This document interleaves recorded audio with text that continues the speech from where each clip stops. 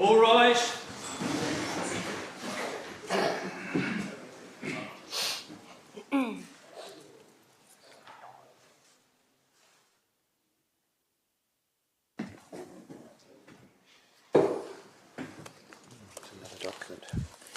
More than one additional authorities further to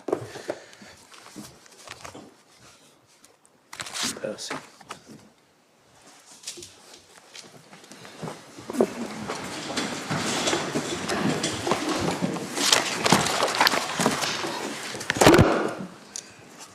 Yes, Miss Rose.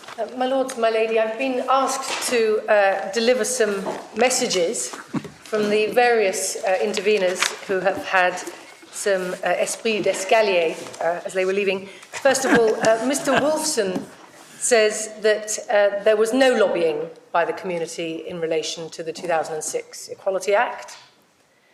Mr. Linden says that there is a reference to Hansard at paragraph 46 of his printed case. And Mr. Allen wants to inform the court that he has handed up a copy of two cases. One is the Percy case that Lord Hope was referring to earlier, and the other is the case of Hampson in the House of Lords. On my own behalf, there is also, I regret to say, a further volume of authorities, which I hope has reached. We have that as well, yes.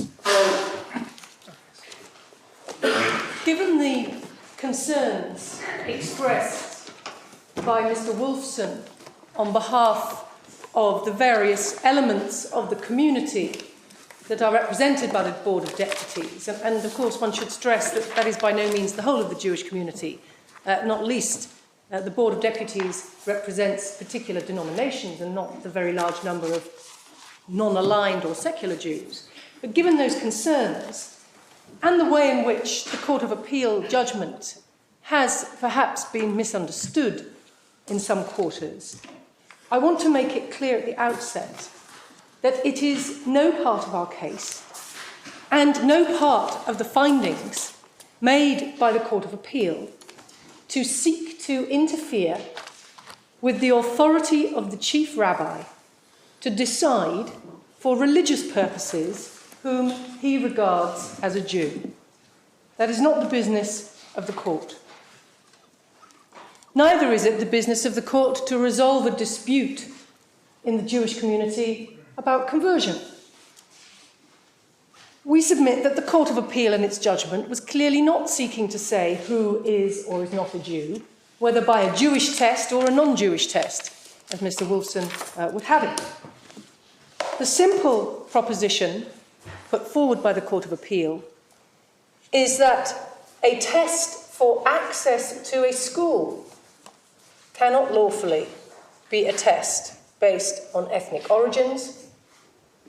And if it is a test based on ethnic origins, the fact that the application of that test is religiously motivated will not save it from illegality. But will the test not apply to other things? We've been referred to examples of services, and the suggestion is the same point could be taken for them too. Yes, there isn't a sharp division stopping at the school gate, is there? Well, my Lord, we've prepared a note. I was going to take this at the end of my submissions, but given that your Lordship has raised it, I don't know if your Lordships have this note, Respondent's note on arguments from consequences. We have dealt in this note with the various examples that have been put forward. I'll come back to this later, but in summary, what we can say is that the arguments that have been put forward are, of course, somewhat dangerous because they invite the court to make hypothetical decisions on facts that have not arisen. But in our submission, they fail to take into account the specific statutory exceptions that are included in the Race Relations Act, and which we submit were in some instances specifically included in order to assist the Jewish community. The most obvious example of that is Section 34 of the Race Relations Act, which permits charities to offer services to a class defined otherwise than by colour, without the Race Relations Act being engaged. And therefore, Jewish charities established to provide benefits and facilities for Jews are immune from the provisions of the Race Relations Act. That's one example. Another example is Section 26, which is an exception for associations and would cover, for example, a cultural Jewish youth club. One of the examples that was given was in relation to youth leaders in a youth group. Another example is Section 35, which covers the provision of various services and facilities for the public for the purposes of welfare. And we submit that will cover the Moa example that was developed by Lord Panic. But the detail is set out in this document, but our submission is that the argument from consequences is greatly overstated. Of course, it's technically irrelevant to the question of law that the court has to decide. But more fundamentally, when one looks at the examples, what one sees is that Parliament has legislated carefully and specifically to provide for exceptions to the provisions of the Race Relations Act where it was considered to be appropriate. And what is significant is that there is no exception in the Race Relations Act that covers access for a child to a school. And we submit that there are clear and obvious reasons why that should be. We submit that in accordance with the United Kingdom's obligations under international law, and I shall be looking at those a little later, Parliament has legislated to ensure that the fundamental right of the child to access to education without discrimination on racial grounds takes precedence over the important but qualified right of a religious group to manifest its beliefs. A child should not be denied access to education because of his birth from a mother who is a member of a particular ethnic group. Parliament, we submit, has made that policy clear by declining to provide for any exception in the Race Relations Act parallel to the exceptions that cover particular forms of facilities and services and the activities of charities and certain forms of employment where a genuine occupational requirement applies. And the balance we submit is clear. Jews are permitted to organise in their synagogues, to organise their own activities, to provide facilities for each other that are related to those activities. But neither they nor any other group are entitled to organise a school and to deny a child access to a school on racial grounds. And in this respect, we submit that the analysis in this case is no different from that of the House of Lords in the Williamson case, also, of course, concerned with education. That was the case in which the Christian sect wished to maintain schools in which children would be subject to corporal punishment, and argued, on lines not dissimilar from the lines that you've heard from Lord Panic today, that it was an interference with its Article 9 rights to manifest its religious belief for them to be banned from implementing corporal punishment on children. And the conclusion, not surprisingly, was that it was a proportionate interference with those rights in order to protect the fundamental rights of the children. And we submit that what has been strikingly absent from all of the submissions that this court has heard yesterday and today is any appreciation at all of the fundamental rights, firstly of the child to education, and secondly of the parents of the child under Article 2 of the First Protocol of the Convention to access to education for their child in accordance with their convictions and beliefs, not in accordance with the beliefs of a third party. And we submit that this basic point is the answer to the human rights arguments that the court has heard.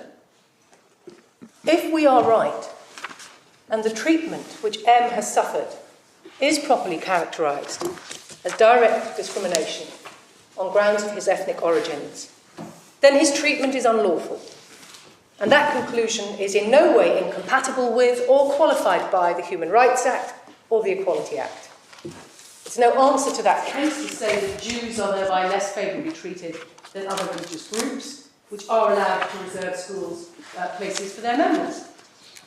No religious group is entitled to restrict access to school on racial grounds, including ethnic origins, and that policy, we submit, is obviously justifiable. So we say then that the issues that arise in this case are twofold. First, was M less favourably treated than another child in similar circumstances would have been treated on grounds of his ethnic origins? If so, then as Lord Pannick accepted yesterday, that is the end of this case. Such treatment cannot be justified, and it is not claimed that any statutory exception applies. All of the arguments which the court has heard about the alleged effects and consequences of such a conclusion, which as a matter of fact we don't accept, are irrelevant. If M was not less favourably treated on grounds of his ethnic origins, it is common ground that the entry criterion applied to him is one which places children who are not of Jewish ethnic origins, or we would add children who are of mixed ethnic origins, at a particular disadvantage. In that situation, the burden is upon the school to prove that the criterion in question was a proportionate means of meeting a legitimate aim. So can I now turn to the first issue, the issue of direct race discrimination? Lord Pannick's case on direct discrimination hinges on the following propositions. First, that it is possible to distinguish what he calls Jewish religious status from Jewish ethnic origins. He says that the treatment of M was not on the ground of his ethnic origins, but because of the religious criteria applied by the Chief Rabbi, which it is said do not depend on a person's ethnic origins. That's his first proposition. His second proposition is that he says that the Chief Rabbi recognises M as being of Jewish ethnic origins, but not as a member of the Jewish religion, and that the latter, and not the former, is the reason for the treatment given to M. We submit that both of these propositions are false. First, we say no distinction can be drawn between the recognition of Jewish status on the basis of matrilineal descent from a Jewish woman and the recognition of Jewish status on grounds of ethnic origins. We submit that descent from a Jewish parent is a classic example, and perhaps the paradigm example, of what is meant in the Race Relations Act by ethnic origins. Secondly, we submit that on the evidence, it is very clear that the inquiry which is in fact conducted by the Office of the Chief Rabbi in order to determine the Jewish status of a child seeking admission to JFS has nothing to do with religion or faith at all. It is simply an attempt to verify whether the maternal antecedents of the individual were Jews. Why do you say it's got nothing to do with religion or faith? I mean, are you asking questions? Sorry, it's my fault. Asking questions about doctrine and what is written down in books. The impression I have is that the whole point is that the descent, the matrilineal descent, is part of the religious belief. So we've been plagued from the outset of this case by sliding from the perspective of the discriminator to the position of the child. When I say it is nothing to do with religion or faith, I mean it is nothing to do with the religion or faith of the child. It is only to do with the antecedents of the child. Of course, we accept that the motivation for the application of the criterion is the religious belief of the Chief Rabbi and his associates.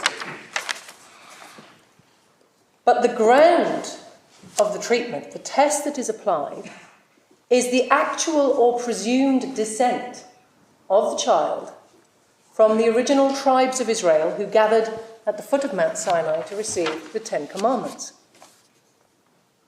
Either that, or that some of his, at least one of his maternal antecedents has undergone a recognised conversion, and I'm going to deal with the issue of conversion separately. Marriage of a maternal antecedent in an Orthodox synagogue is treated as evidence of this question.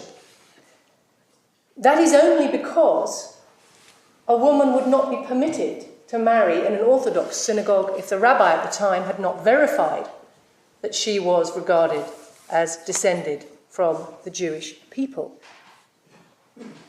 But Orthodox faith and practice of the child or any of his antecedents are wholly irrelevant to the outcome of this question. It is only about descent from an actual or presumed common stock, to adopt the wording used by the New Zealand court in King Ansell, which is a case I'm going to come to in a minute. On this test, the office of the Chief Rabbi does not recognise M as a Jew, simply because it does not recognise him to be descended from a Jewish mother. By contrast, it is in fact common ground between the parties that M, in religious terms, is Jewish. He is a practicing member of the Masorti Jewish faith. I mean, does the Chief Rabbi accept that? Yes, he does, my lord. He accepts it in two key respects. Firstly, he does not dispute that M is a practicing Masorti Jew. And your lordships can see that if we look in the statement of facts. I don't think anyone disputes that. No. But secondly, my lord, the Chief Rabbi accepts that congregations of Masorti Jews are professing the Jewish faith. Not a Jewish faith, but the Jewish faith. And if your lordships would like to take up the bundle that I've just handed up. What does that mean? I mean, of course, as a matter of fact, they are professing in the sense that they are asserting that they're Jewish. Yes. But as I understood it, the case is that in the Chief Rabbi's eye, in religious terms, they are not Jewish, and however much they profess it, they're erroneous. Well, this again is a sign of the confusion, because the case has been argued for the last day and a half on the basis that M is recognised by the Chief Rabbi as ethnically Jewish, but is not recognised by the Chief Rabbi as practicing the Jewish faith. Now, in fact, in my submission, precisely the opposite is the case. The position is that the Chief Rabbi accepts the fact, and it is a fact, that M practices the Jewish faith. But he doesn't recognise M as having Jewish status because he doesn't recognise him as being descended from a Jewish mother. I mean, the Chief Rabbi simply isn't interested in his ethnic background. No. He has only got one question. Is he, by Jewish law down the centuries, properly to be regarded as a member of the Jewish religion? To which his answer is no, for the reasons we all understand. Well, my lord, that, in my submission, elides two different questions. Firstly, what is the reason for the Chief Rabbi's inquiry? And secondly, what is the test that he's applying? Your lordship is right that the only motive that the Chief Rabbi has is to determine the religious status of the child, from his perspective. But he does that by looking at the ethnic origins of the child in the maternal line. That's the test that he applies. Now, the Chief Rabbi acknowledges that M practices the Jewish faith, but he doesn't recognise him as having Jewish status. And of course, I accept that the Chief Rabbi doesn't distinguish between ethnic or any other type of Jewish status. He just says he doesn't have Jewish status, I don't recognise him as a Jew. But does it on the basis of his descent from a Jewish mother. But there's no dispute that M practices the Jewish religion. But that, from the perspective of the Chief Rabbi, is irrelevant. And the reason it's irrelevant is because he's not descended from a Jewish mother. And that's why we submit that the whole of the argument so far has been completely back to front. Because in fact, the Chief Rabbi appreciates that M practices the Jewish faith. But that to him is irrelevant because... Well, you say you recognise he practices Jewish faith. I don't know if he does or doesn't. I don't think he interests himself in that either way. It doesn't make any difference to him. That isn't a matter of moment to him. If he recognised him as a member of the Jewish religion because of his mother's conversion, yes, well, then he wouldn't care if he'd never been to a synagogue in his life. That's right.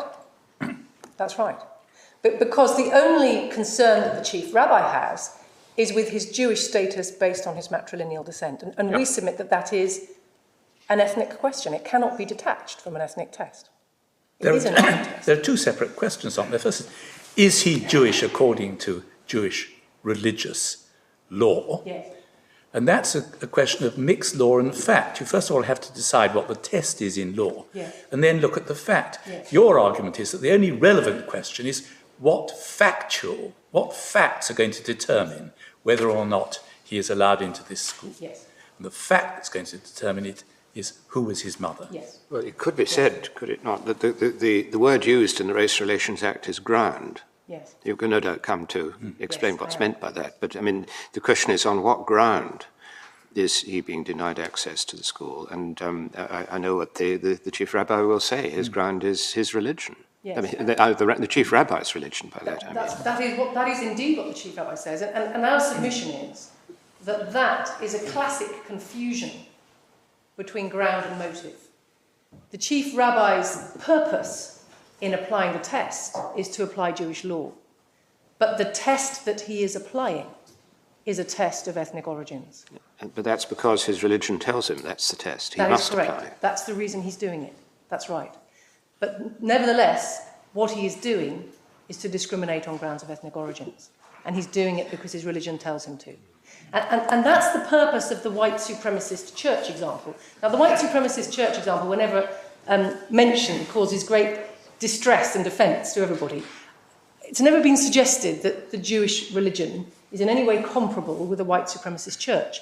The point of the example is that it demonstrates the distinction between what my Lord Phillips described as the legal question and the factual question. Because the leader of the white supremacist church would say, I am applying the test of who is a member of my faith. It's a religious test. But the factual content of the test is, are you white or black? And if you're white, you're going to school, and if you're black, you're not. And we submit that in analytical terms, the situation is the same. And that why the white supremacist church helps is that those facts make it easier to discern the difference between the religious motive and the racial ground. In other words, Ms. Rose, you say that the Chief Rabbi has a religious purpose or a religious motive, Yes. but the means by which he chooses to achieve that purpose is to ask the question, whence is the boy sprung? Yes. Yes, my Lord. That is our position. I mean, your argument actually would be the same if Mem's mother hadn't converted at all. Yes, my Lord, it would. It would indeed. And indeed if his father hadn't been Jewish. That is correct. But it would be difficult for M, in those circumstances, to argue that he had suffered any particular detriment, since it would certainly be open to the school to apply instead a test of Jewish religious practice, which wouldn't get him a place either. Well, supposing two non-Jews seeing the Jewish free school up the road, which is Yes. very good opportunities for education, decided to start observing Shabbat and all the other things in order to get the child into school. What then? Well, my Lord, it wouldn't suffice them on the current criteria unless they were involved on your criteria. I'm talking about the criteria the school has adopted since the Court of Appeal's judgment, which depends on synagogue attendance and charitable work. Now, if you're suggesting that somebody might be so attracted to the Jewish free school that they became deeply involved with the Jewish community, my answer would be, well, yes, absolutely, and why not? But of course, in reality, that is a pretty rare example. It's going to be a very rare factual situation. The reality is that the children who are disadvantaged by this test are children who are in religious terms practicing Jews, but who are in ethnic terms either not Jewish or of mixed ethnicity, because either they're somebody, both of whose parents will have converted, or more typically, their mother will have converted. And for that reason, they're not accepted as Jewish by the office of the Chief Rabbi. So those are, in practice, the children who are disadvantaged by the test. I mean, you beg questions when you say they're practicing Jews, don't you? Because they're not Jews, according to the... Well, they are practicing the Jewish faith. I think we should define that. I mean, what do you mean by practicing the Jewish faith? I mean that they are, in this case, active members of a recognised Jewish denomination involved in the observance of Jewish faith practices. And your Lordship's seen the evidence in relation to that, both from E and N.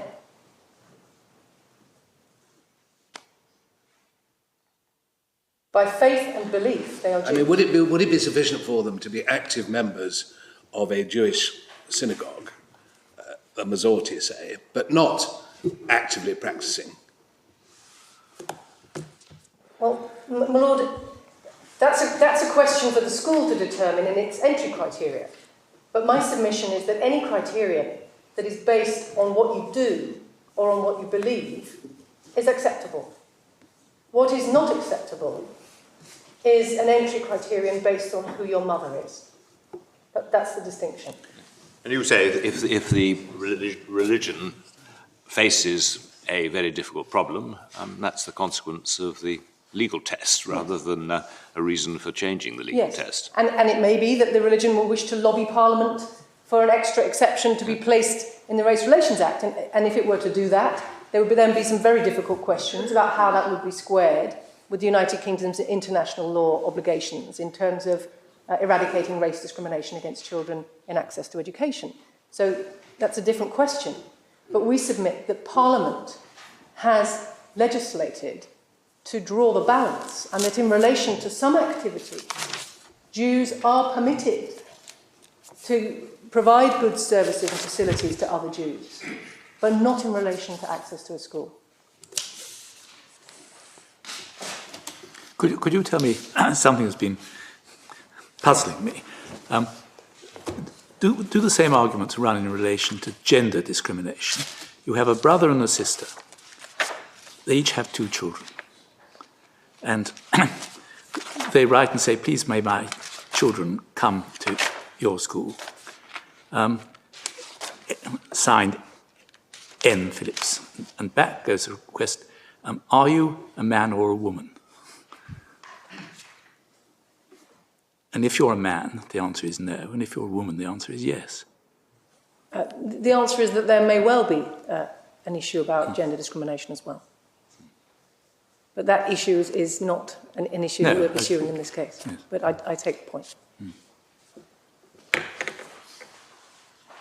Just getting back to your example of the white supremacist test, yes. I think the point put against you was that you couldn't have something which was overtly racist, and the distinction from the present situation is that this is a test which is overtly religious.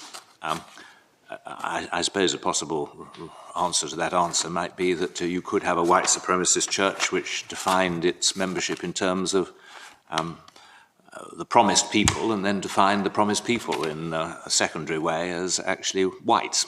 Exactly. Well, that's Lord Phillips's legal test, factual test point. That if you're a religious organisation and you say you're applying a religious test to decide who gets into a school, that doesn't tell you, one way or the other, whether the test that you're applying is a breach of the Race Relations Act. You have to look at the content of the test and see whether the test distinguishes between children on grounds of their ethnic origins or not. And if it does, it's impermissible. Well, this is where the sex discrimination argument is quite instructive, isn't it? In that you couldn't only offer education to girls and not to boys, unless there was a specific exception, which of course there is. I know that there is, but assume that you couldn't do that even if your reason for doing it was that you had an ineradicable belief of a religious character that boys were ineducable, which of course some of us do. So you might, for example, say, we believe that the place of girls is to be in the home. And we don't believe that it is appropriate in terms of our religion for girls to be educated. And therefore, we will only allow girls into our schools if they're undersubscribed. If there are enough boys to take the places, the boys must take precedence, because they, in religious terms, are the head of the household. They are the ones who need to be educated. This is, of course, much the more plausible example It than is, the one my I was lady. putting to you. It Yes. is, my lady. I know. Yes. Absolutely. So exactly so, my lady. And the fact that your motive for applying that test was your sincerely held religious belief would be nothing to the point. The question is whether the test that you apply discriminates on that sex or on grounds of race. But would that be the same, and perhaps I'm translating it in slightly different words, not just a matter of belief, but a matter of religious law? Yes. Whereas we're talking about what we're told is religious law, not just belief. It could be religious law or anything. Of course, the reason for this is that this is not about the freedom of a religious group to worship or to organise its own institution.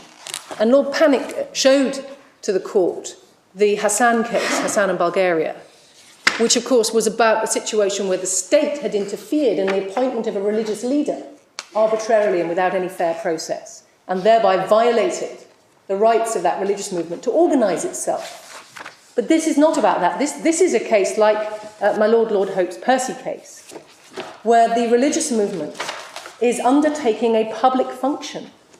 It is managing a school. And of course, not just a school, but in this case, a school funded by the taxpayer, a publicly funded school. Well, it's a good jury point, but it applies equally whether it's funded or not. That's true in terms of the Race Relations Act, my lord, but there are additional obligations which we will submit are relevant to the question of indirect discrimination that fall on this school because it is a public body.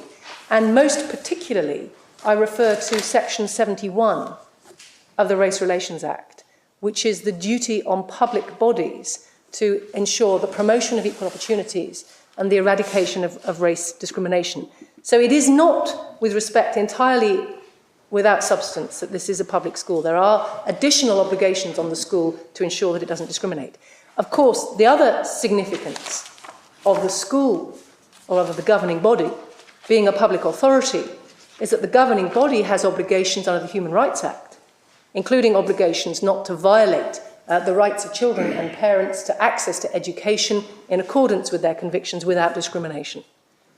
I mean, do you contemplate a different result for maintained than for independent schools? If I'm right on my direct discrimination case, it makes no difference at all.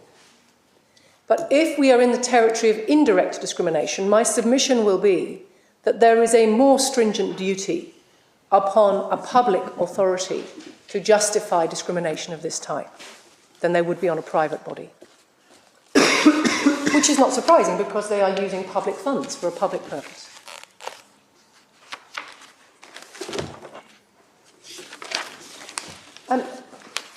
I just wanted to show the court, while we're on this question of religious practice, practicing as a Jew, it was suggested yesterday by Lord Panic that the Chief Rabbi does not recognise Masorti Jews as practicing Judaism. Now, I've handed up this volume of new material, and if the court would like to turn to tab 7,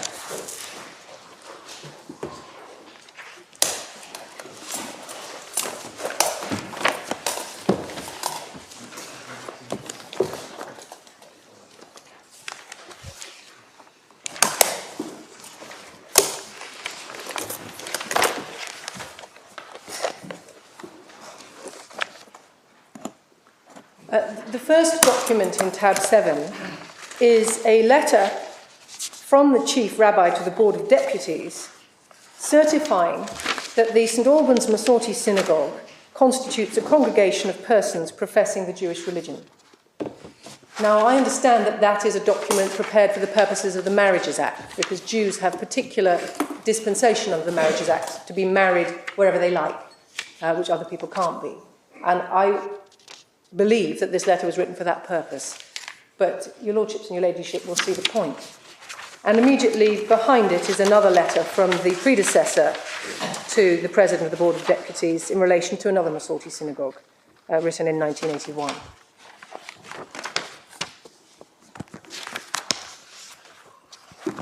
It's interesting to note that the predecessor to this Chief Rabbi entered a qualification in his acceptance of the Masorti synagogue, but that Rabbi Sachs did not.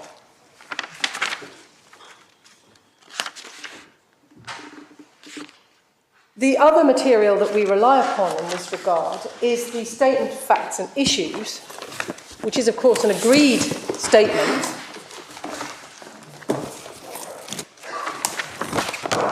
And this... So what is meant by professing? Is there any particular significance in professing or in that certificate or not? Is it the same as practicing? In my submission, yes. Professing means uttering forth. Yeah, I know what it means. But there was a particularly surprising suggestion this morning from Mr. Jaffe that the different denominations of Judaism were to be regarded as different religions. We would respectfully say that's wholly incorrect. The point I make in relation to Statement of Facts and Issues is that this is an agreed document, agreed between the appellants, including the governing body, and the United Synagogue, and that paragraph 2, this is in the core bundle,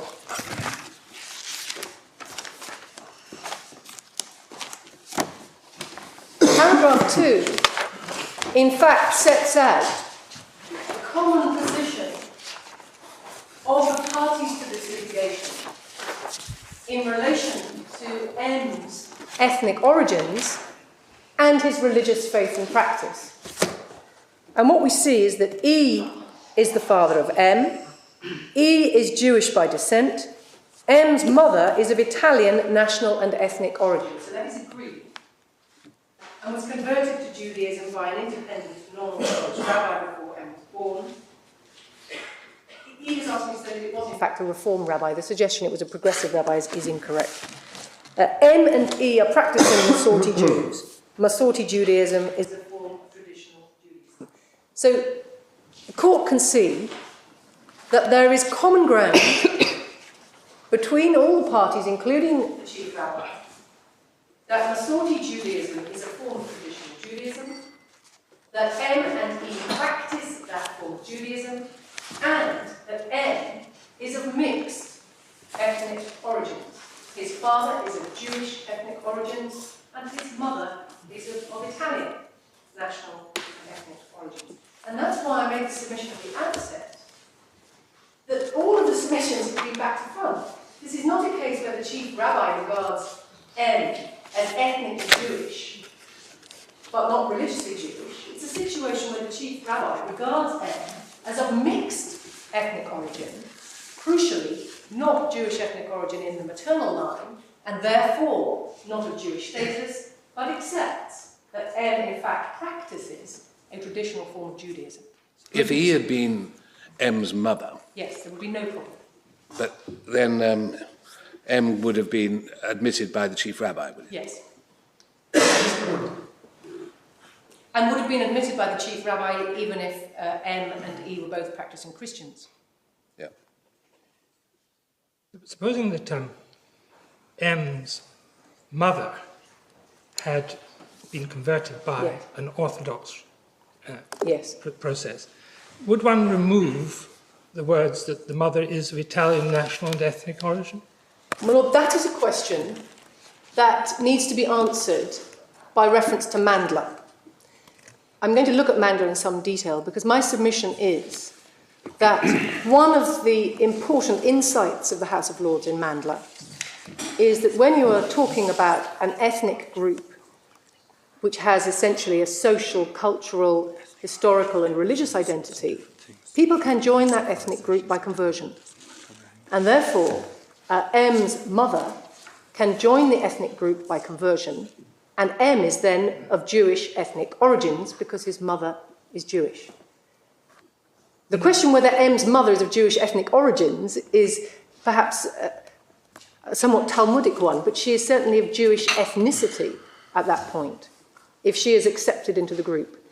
That brings one then to the next point. I'm going to develop all these points, which is that it's the perception of the discriminator that's key.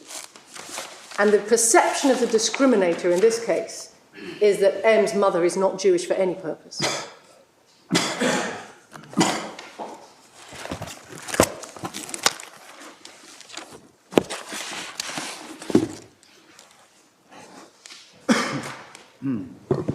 So we've seen from the statement of facts and issues that it's common ground that M is of mixed ethnicity and that he practices Masorti Judaism, a form of traditional Judaism.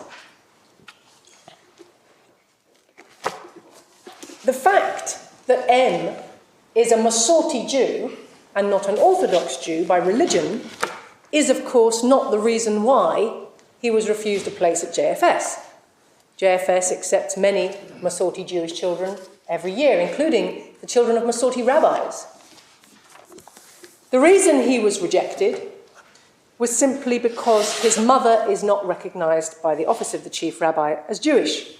He is perceived by the Chief Rabbi as being of non-Jewish origins in the maternal line, and for that reason, not a Jew. And that's the test that we say is a test that discriminates on grounds of ethnic origins. A child with the same faith and religion as M, but with different ethnic origins in the maternal line, would be admitted to the school. And that's why we submit in summary that on a proper analysis, what Lord Panic has called discrimination on grounds of religious status is in fact discrimination on grounds of ethnic origins, but with a religious motive. Why aren't they just both grounds? There are circumstances in which they could both be grounds. To give an example, if a person abused an ultra-Orthodox Jew walking down the street wearing typical costume, that person might do it on racial grounds, they might do it on religious grounds, or they might do it on both. And it's therefore a question of fact in any individual case what the reason for the treatment is. But my submission in this case is that the test here is a purely ethnic-based test, and that it is the motive that is religious. But it doesn't matter whether you... The question is whether the ground was a race-based ground. Yes. How you characterise the religious content is really irrelevant. Whether Yes. you describe it as a ground or a motive is nothing to the point. My Lord, that's correct. But the confusion has arisen. The reason I seek to separate it out is that what Lord Panic has done in his submissions is to elide the motive with the ground and to say because the Chief Rabbi doesn't care about ethnicity and is doing this to implement religious law, therefore this is religious and not race discrimination. And we submit that misses the point because it leaves out of the equation the nature of the test that the Chief Rabbi applies for that purpose.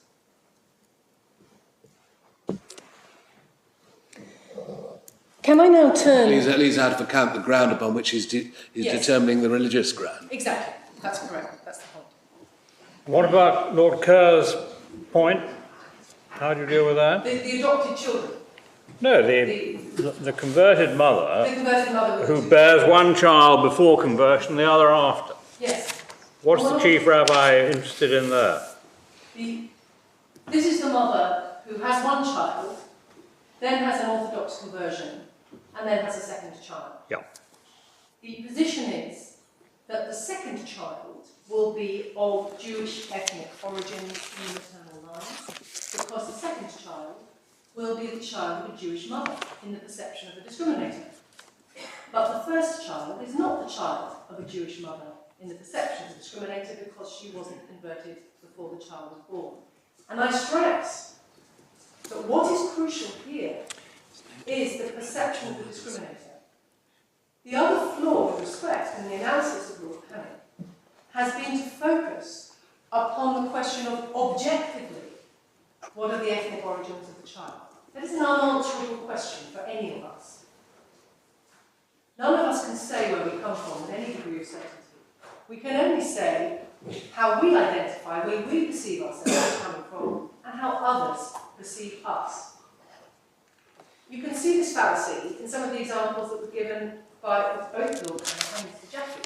It was suggested, for example, well, what if the first child was refused a job in a paper shop for being Jewish, or if the second child was? And my answer is, it doesn't matter.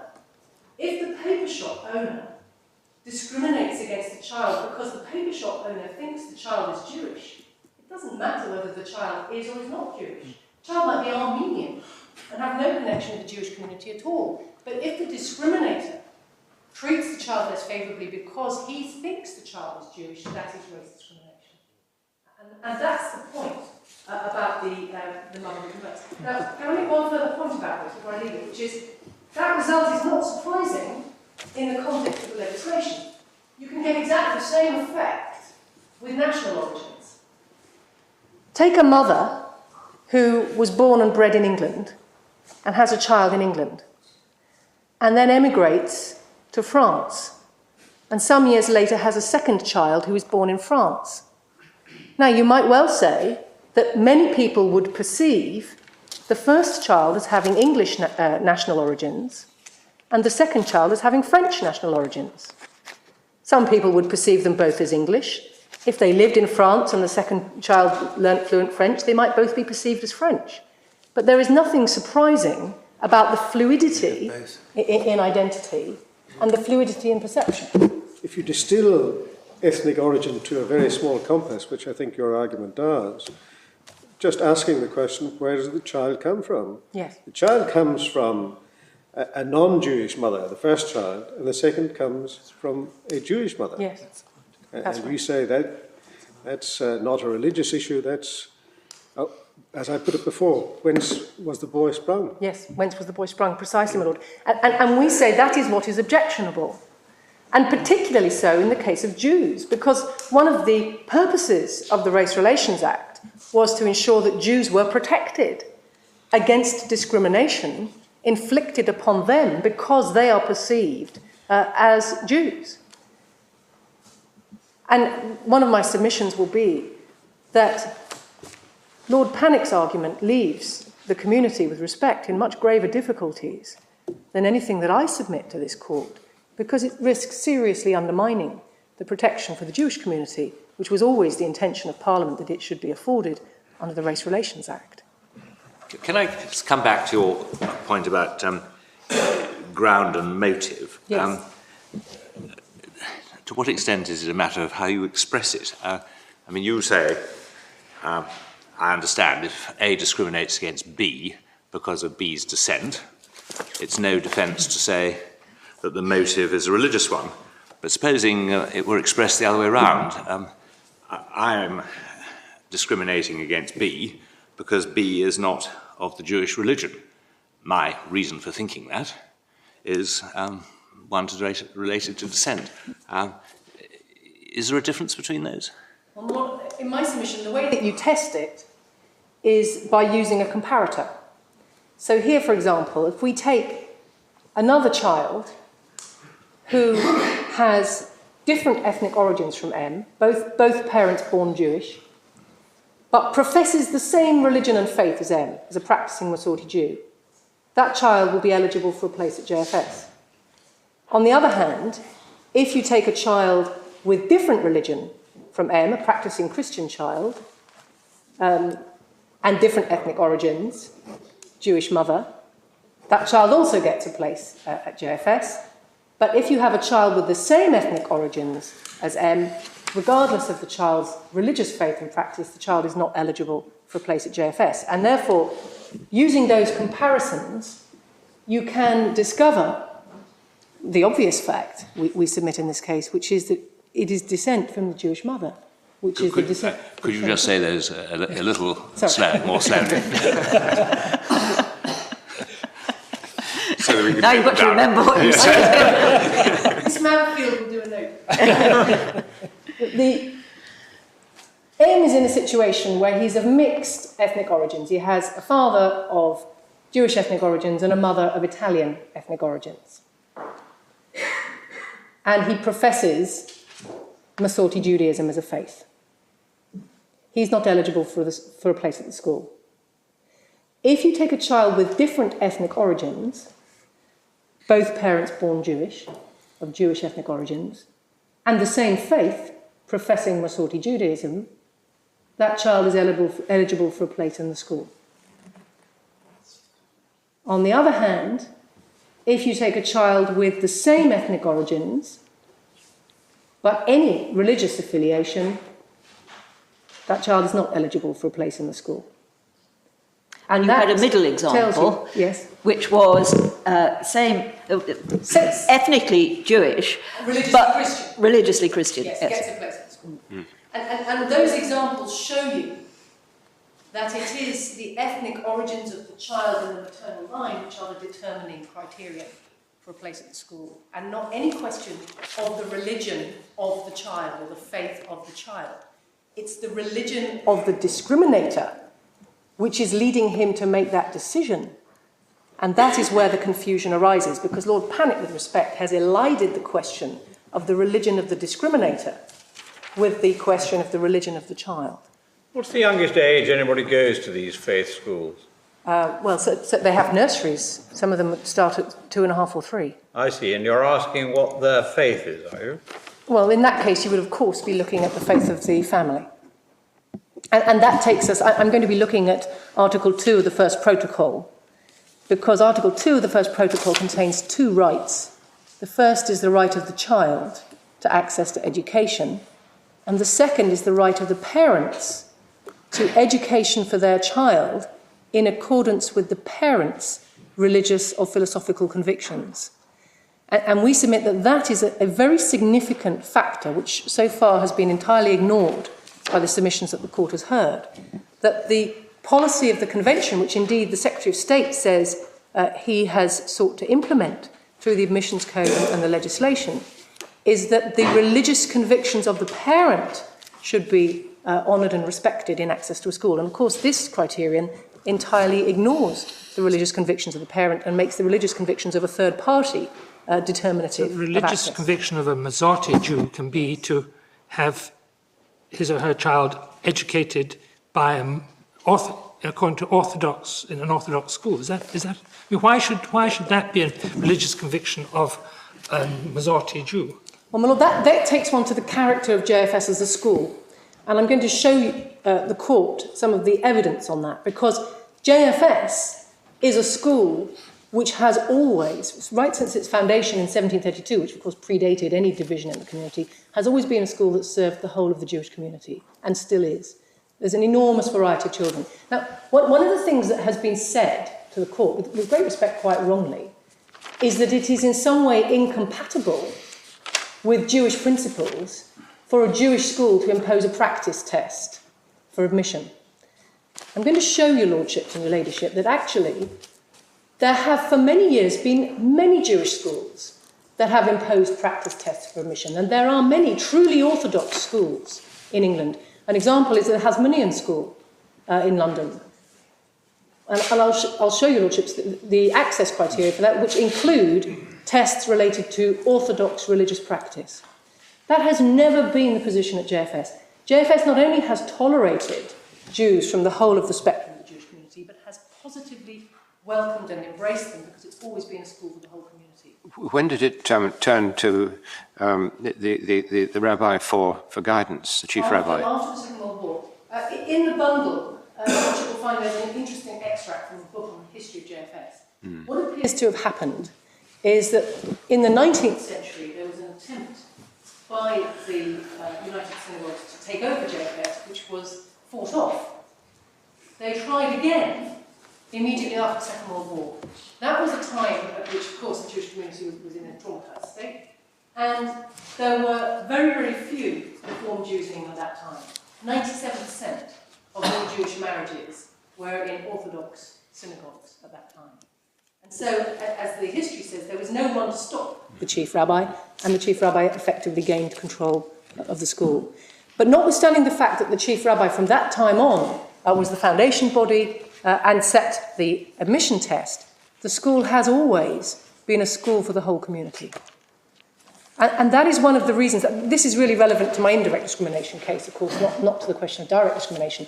But that is one of the reasons why the injustice is so hardly felt, because you have a situation where very many children from Reform and Masorti communities are going to the school, being welcomed to the school, and yet their companions in religious terms are being excluded. And that is what causes grave distress, and as your lordships will have seen from M's witness statement. Insofar as there is religious instruction or whatever it is in Yes. the school, is it along Orthodox lines? Yes. Yes. It is.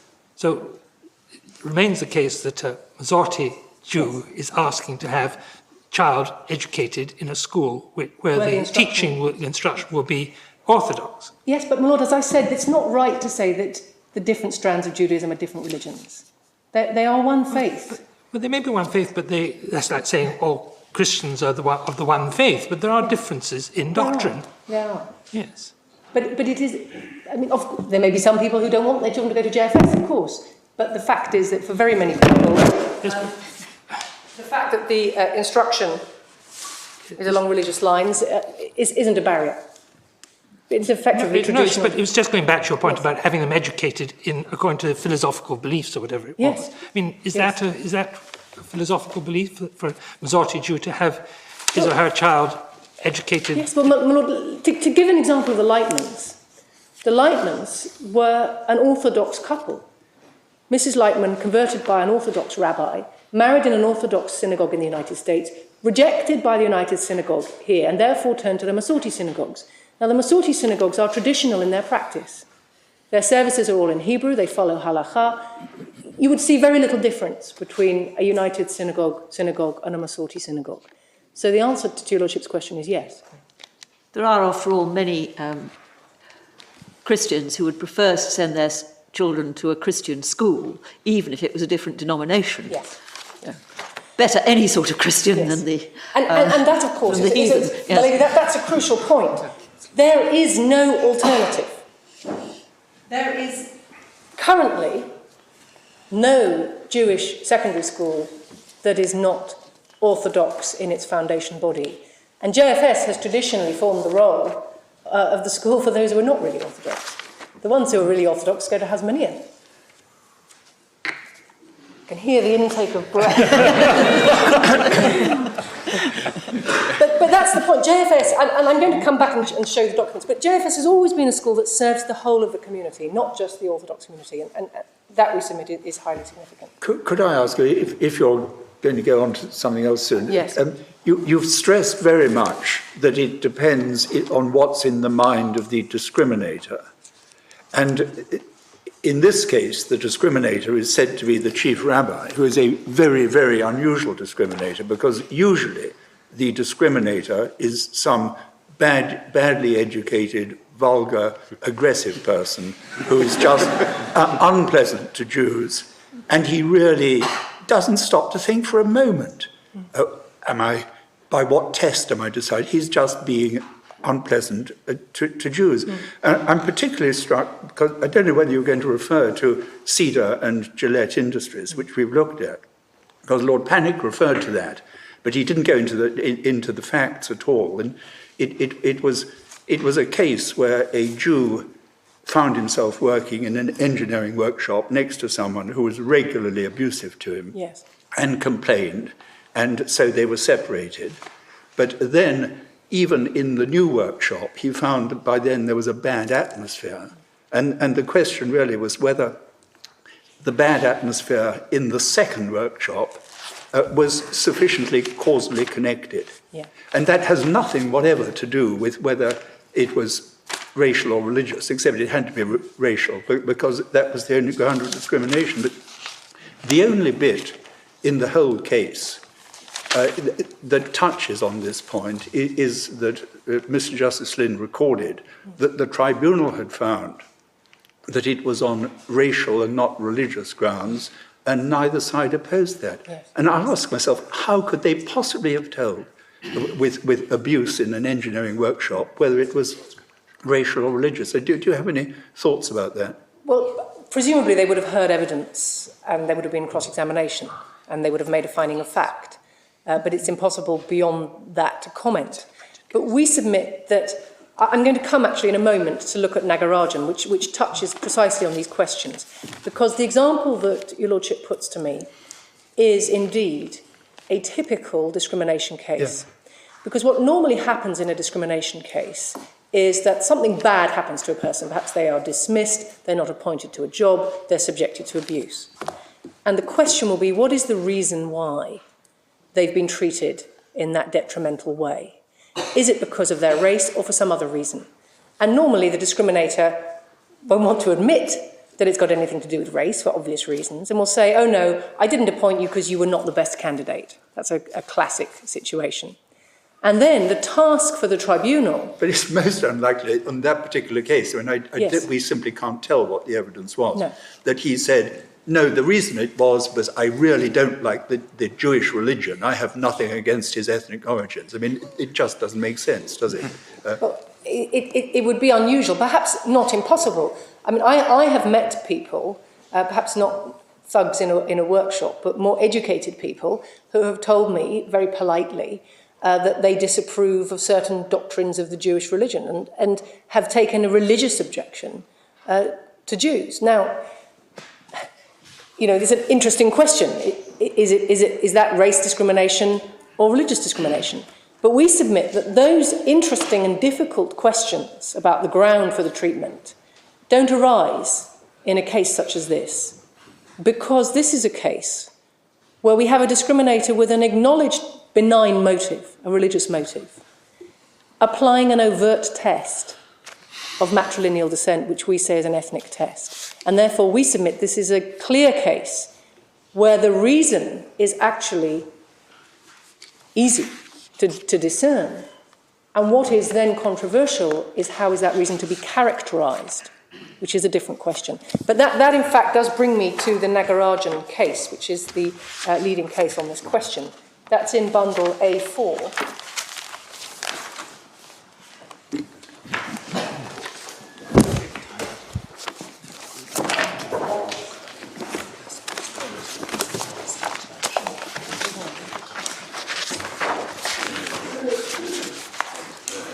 It's tab 39.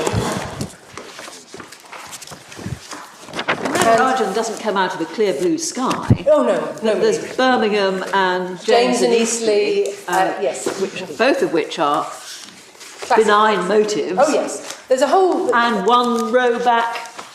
Westminster City Grounds. Council, yes, indeed. Absolutely, my lady. And of course, in our printed case, we have set out the history of the grounds and motive issue. Miss Mountfield will find the paragraph in our printed case, but we've set out a list of the various cases which establish the classic concept that the issue is the ground for the discrimination and not the motive, and discriminating on grounds of race or sex with a benign motive is still unlawful discrimination. But Nagarajan... I mean, just before we get to Nagarajan, I mean, you're not suggesting, you just mentioned the name of it, James and Eastleigh is directly in point here, are you? No. It's relevant, as a matter of fact, to Lord Panic's Section 3.4 argument. There is a point on Section 3.4.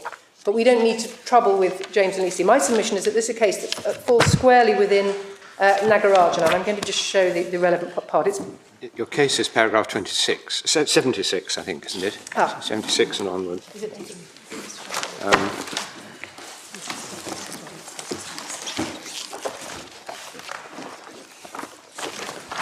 Yes.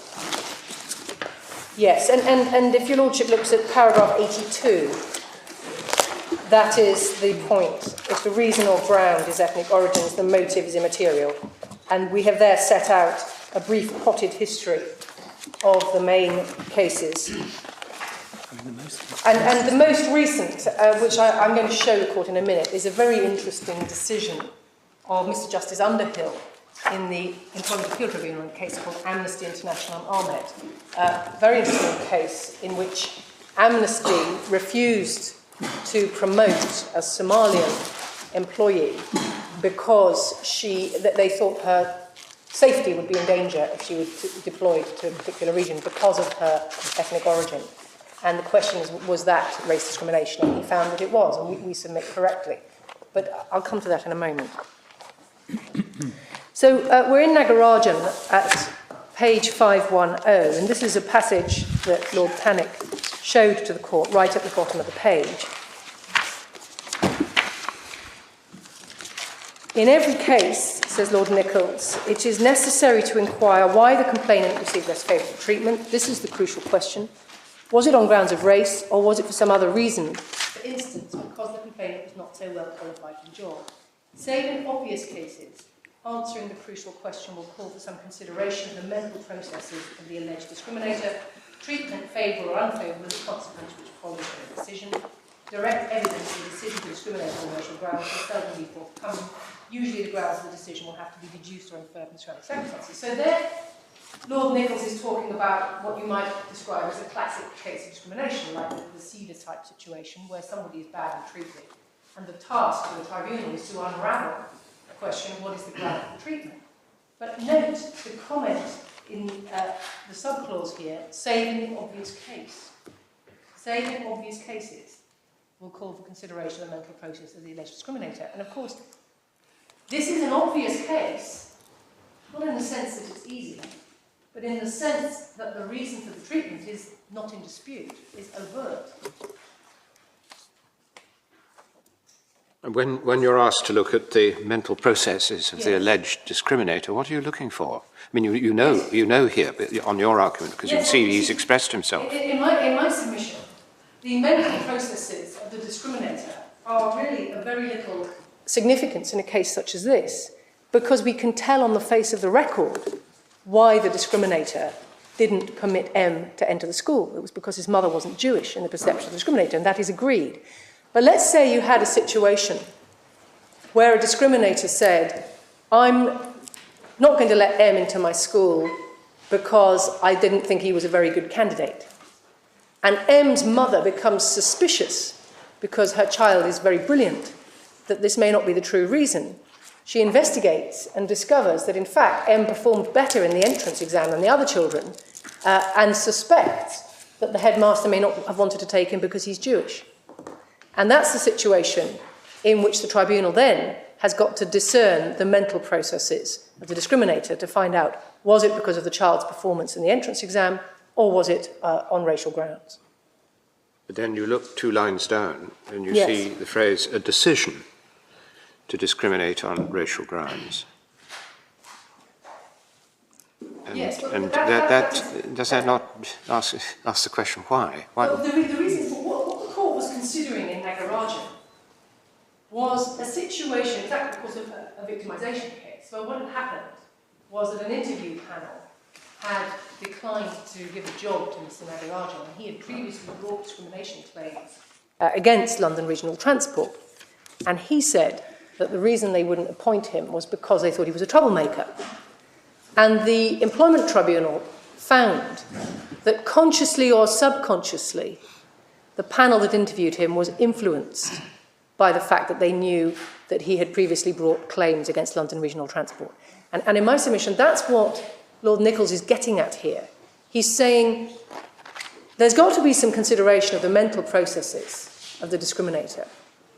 And he then, of course, goes on to find, very importantly, that subconscious mental processes are sufficient. The discriminator may not realise that he is influenced by the fact that the individual had brought previous claims or that the individual was of a particular racial group. But if, in fact, that influences his decision, it's unlawful race discrimination.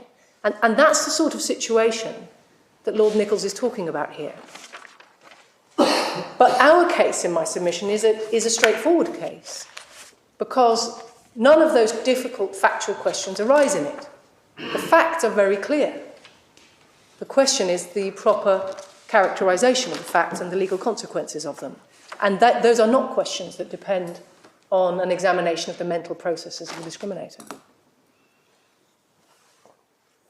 So we then go on at 511B. Again, a passage that Lord Panic read. The crucial question just mentioned is to be distinguished sharply from a second and different question. If the discriminator treated the complainant less favourably on racial grounds, why did he do so? The latter question is strictly beside the point when deciding whether an act of racial discrimination occurred. And we say that, of course, fits our case precisely, because if you ask the question, why did the Chief Rabbi treat M less favourably on racial grounds than a child who had a Jewish mother, the answer is because the Chief Rabbi sincerely believed that it was his religious duty to do so. Does Lord Panic not accept that? I mean, I thought his position was, I mean, he accepts that if it is discrimination on racial grounds, he can't save it by the motive. I mean, I thought that was his whole position. The argument between the two sides is whether it is discrimination on racial grounds. Yes, my Lord, I agree. And he does accept it. But my submission is that, in fact, when you analyse his case, what he is actually doing, it's quite subtle, well, not surprisingly coming from that source, but what he's actually doing is eliding the religious motive with the ground for treatment.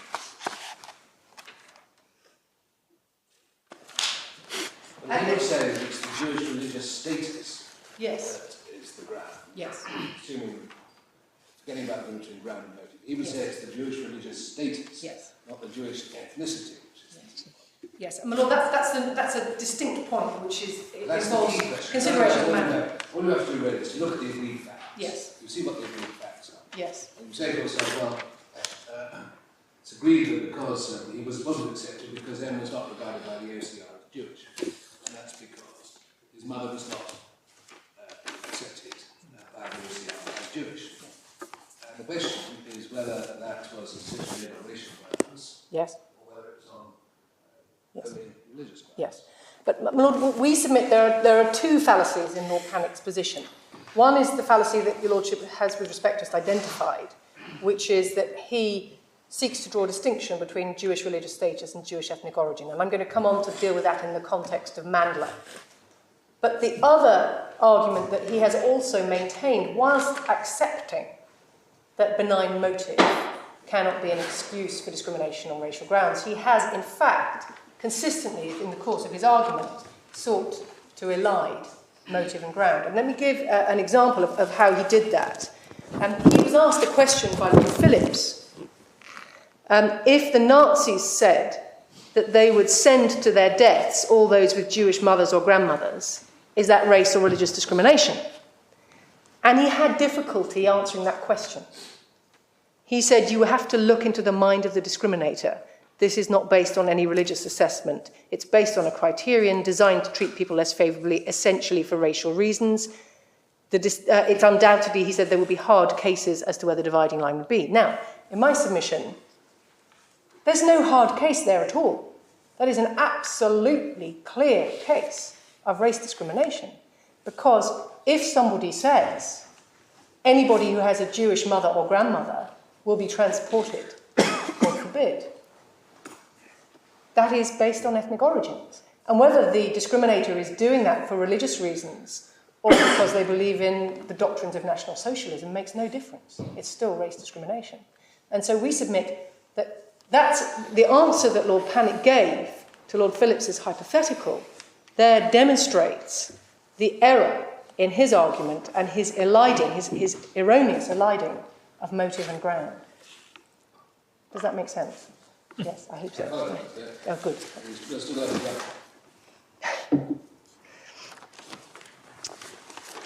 So I just wanted to show the court very briefly the amnesty case, and it may be that we can take it very quickly. It's in volume 1 at tab 3.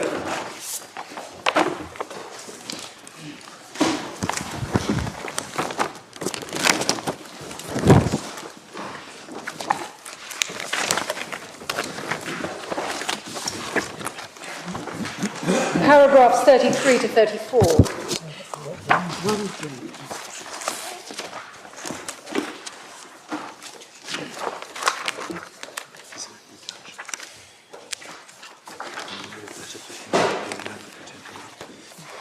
It has sometimes been suggested that there is an inconsistency between the approach taken by the House of Lords in James and Eastleigh, the but-for test, and the approach taken by Lord Nichols in Nagarajan and then subsequently in the case of Khan.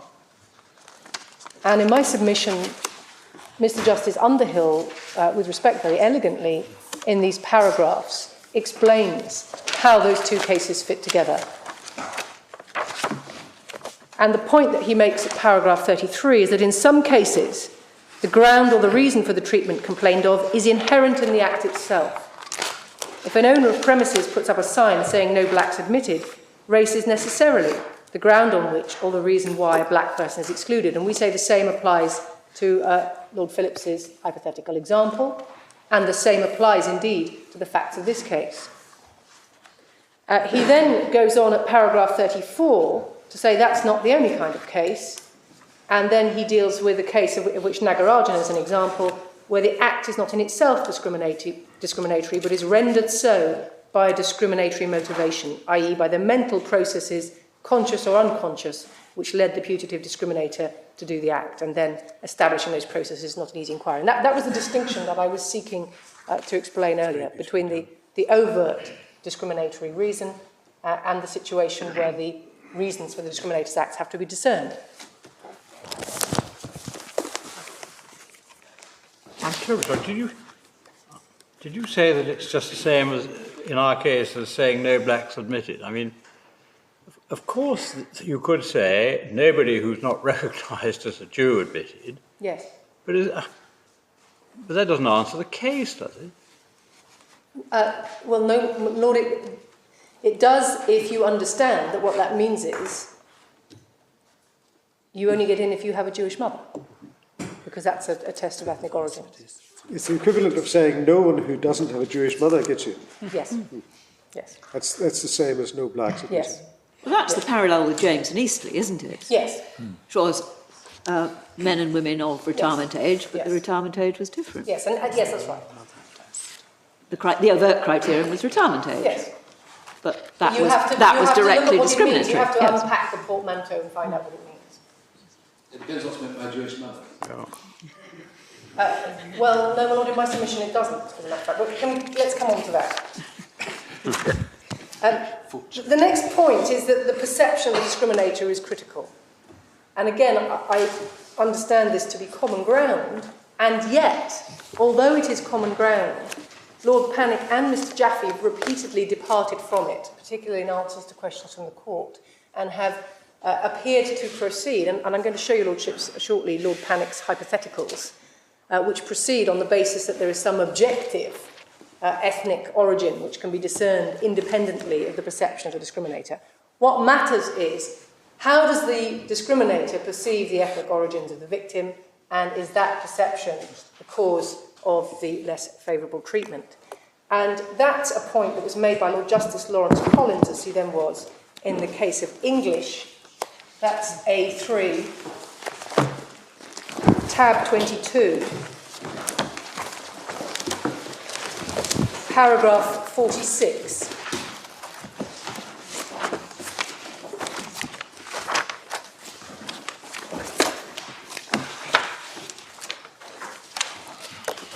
If the conduct is on grounds of sexual orientation, it is plainly irrelevant whether the claimant is actually of a particular sexual orientation. In a case of this kind, even if the claimant is homosexual, it's obviously not for the claimant to show that he is homosexual, any more than a claimant in a racial discrimination case must prove that he is Asian or Jew. And we see the same point made at paragraph 39 by Lord Justice Sedgwick.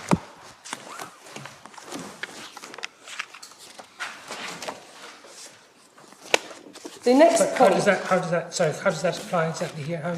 Yes, the point there is that Lord Panic has argued, and I'm going to show his hypotheticals, he has argued that M is in fact of Jewish ethnic origins, because M, he says, is culturally Jewish, wears a kippah, is involved with a Jewish youth club and so on. Therefore, he says M is in fact of Jewish ethnic origins, and therefore the Chief Rabbi can't be treating him less favourably on grounds that he doesn't have Jewish ethnic origins. And we say that wholly misses the point, because the fact that M may perceive himself as having Jewish ethnic origins because he thinks his mother is Jewish and his father is nothing to the point. The question is, what's the perception of the Chief Rabbi?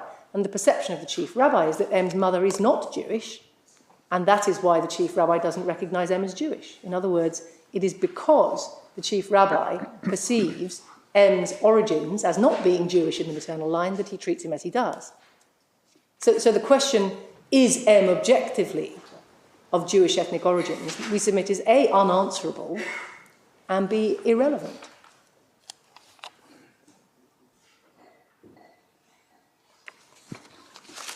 The next point... I mean, I'm sorry, but the Chief Rabbi says of M's mother, look, I don't care if she's Italian, Israeli, Egyptian, or anything else you care to mention. All I care is whether she was converted in a way that we accept. Yes. Absolutely, my lord. And that's a point I haven't come to yet, which is the point about converts who are recognised by the group becoming part of the ethnic group. Remember, you have to distinguish between M and M's mother. Why is M not allowed into the school? Because the Chief Rabbi considers that M's mother is not Jewish. The reason why the Chief Rabbi thinks M's mother is not Jewish, we submit, is irrelevant. The point that's critical is that M is disadvantaged, not because of his own beliefs, his own practice, or anything he can do anything about, but because of his mother, because of his mother's status. What you're saying, I think, is that the scope or the size or of the Mandler group is in the eye of the beholder. Yes. The Chief Rabbi has his own Mandler group, which is everyone he says is Jewish. Yes. And the reason he is discriminating against the child is because his mother isn't one of the Mandler group. And therefore neither is the child. And therefore neither is the child. Yes. Whereas somebody else might take a different view. identify the Mandler group by Yes. different criteria. Yes, my lord. Is that right on the evidence that the Chief Rabbi focuses on the criteria in the Mandler group? Well, my lord, I'm going to look at the evidence in a moment, but I just want to establish the groundwork before we come on. The Chief Rabbi doesn't care about the Mandler group at all. The Mandler group is about something different, which is Jewish ethnicity. Yeah. He cares about Jewish Orthodox. Yes. And the member of the Jewish Orthodox Church, or the Orthodox Church, is a very, very much smaller group than those who would be Jewish for purposes of Lord Fraser's approach. Well, my lord, we submit that the answer to that question depends on looking at the actual evidence about the form of the inquiry that is made by the Office of the Chief Rabbi to determine the ethnicity of the mother. And Lord Cannock didn't show the court that evidence, and I'm going to do so. But to my mind, that's actually critical. This point is actually critical. Absolutely. If the group were a group of people who all believe something, then that would be a faith group, but not a Mandler group. Yes. You say it's all these other elements, and it might be both. Or might be both, but it's particularly the focusing on your genetic link. Exactly. That makes the difference. That makes it ethnic. Yes. Yes, and also it's two things. It's firstly that focus, and secondly the complete disregard of the religious beliefs and practice of the child himself. Because the key distinction we submit between religious discrimination and race discrimination is that religious discrimination is discriminating against somebody because of what they believe and what they think and what they do. And race discrimination is discriminating against somebody because of who they are and where they come from. And this is the latter. My lords, the next point is, of course, an obvious one, very quickly, which is to discriminate against a person who is perceived not to have a particular ethnic origin is exactly the same as discriminating against them because they are perceived to have a particular ethnic origin. And the authority for that is, first of all, the case of Orphanos, which we needn't turn up. It's at A5, tab 42, page 770 to 771. And the case of Rogers, also A5, tab 48, paragraphs 10 and 12. Could you give the tab number of the previous case, please? Yes, the tab number was tab 42. Paragraphs? It's pages 770H to 771C. So Orphanos was discrimination against non-EEC nationals, and Rogers was a case of discrimination against foreigners. Sorry, I haven't now got Rogers. Rogers is Authorities Volume 5, Yes, tab 48, 48, thank you. paragraphs 10 and 12.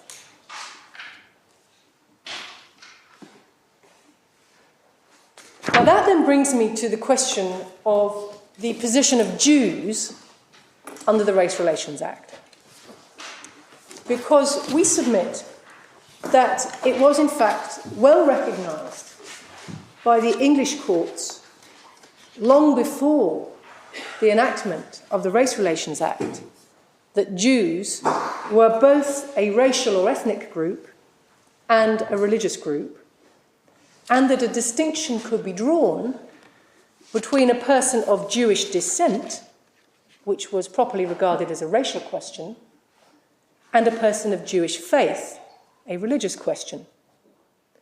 And the authority for that proposition is the case of Clayton and Ramsden, an old decision, it's at volume 2 of the Authorities Bundle, tab 18.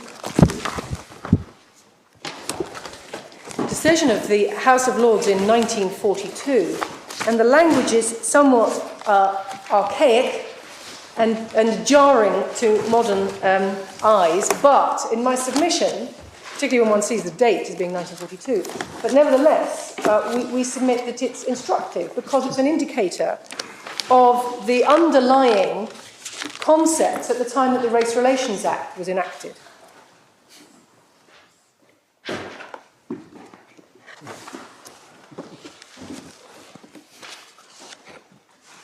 This was a case of a testator who left a legacy to his daughter, who wasn't married, on the condition that if she married any person not of Jewish parentage and of the Jewish faith, she would lose the money. And the question was whether that condition was void for uncertainty, and the court were very keen, not surprisingly, to find that it was void for uncertainty.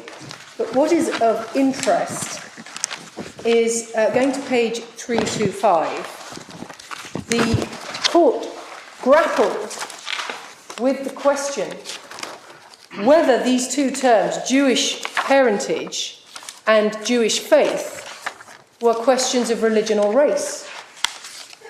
And they concluded that Jewish parentage was a racial question and Jewish faith was a religious question. So at page 325, we have Lord Atkin, who agrees with Lord Romer, says, like him, I'm unable to accept the view that not of Jewish parentage and of the Jewish faith means not of parentage of the Jewish faith and of the Jewish faith. If the testator had meant this, he would have said so, and the variation in the turn of phrase seems to be in itself a strong indication that he did not so mean. And then at 327,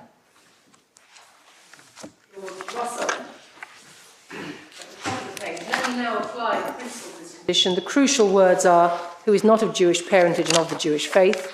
Preliminary question was raised, is it one condition or alternative conditions? He then goes through it. And then on the next paragraph, I now turn to consider the words of Jewish parentage.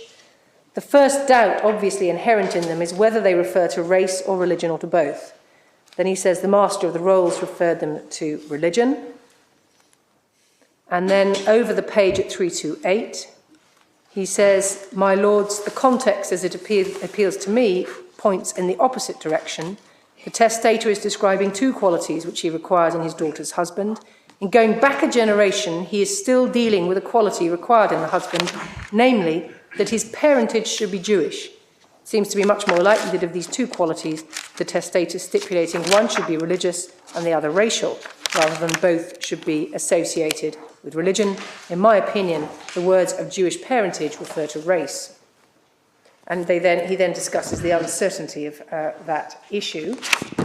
And then at 330, Lord Wright, in the middle of the page, comes to the same conclusion. And one sees similar comments at 331, 332 and 333. And in particular at 333, Lord Roma, the first paragraph on that page, he says, one of the meanings of the word parentage, and I'm disposed to think its primary meaning, when coupled with a word indicating nationality such as Jewish, English, French or the like, is race or descent. And we submit, this is significant, it's a point that's developed by Mr. Allen in his printed case on behalf of the Equality and Human Rights Commission, that this case fed into the preparatory work which led to the Race Relations Act. And in my submission, one can see an underlying distinction, which we submit is preserved by the Race Relations Act, between questions of the faith of the victim, which are not covered by the Act, and questions of race, which includes parentage and descent. It doesn't seem to have been based on a very informed discussion about Judaism, or he wouldn't have referred to an unbroken line of descent from the patriarch Jacob. Yeah. That's right. You'd have thought there might have been some evidence, such as we have had in this case, Well, indeed, which indicate that there was absolutely no doubt what that was going to mean. But we submit that the case is of significance because it's an indicator of how English law was already distinguishing between the concepts of Jewish parentage, seen as a racial concept, and Jewish faith, seen a religious concept, before the Race Relations Act was enacted. And interestingly, there is a later case, which is in the new bundle of authorities that I just handed up, which concerns a similar situation, similar bequest, in which the bequest was upheld because uncertainty could be resolved by the Chief Rabbi. And this is the case of Retux Settlement Trusts, which is 1977 decision. Sorry, which tab? This is tab 1 of the authorities bundle I've just handed up. Another case of a trust, similar case of the testator. He was a baronet, he was a Jewish baronet, and he wanted to ensure that all his heirs remained Jewish baronets. And that could be tricky. It could be tricky, indeed, and required careful. So at page 58,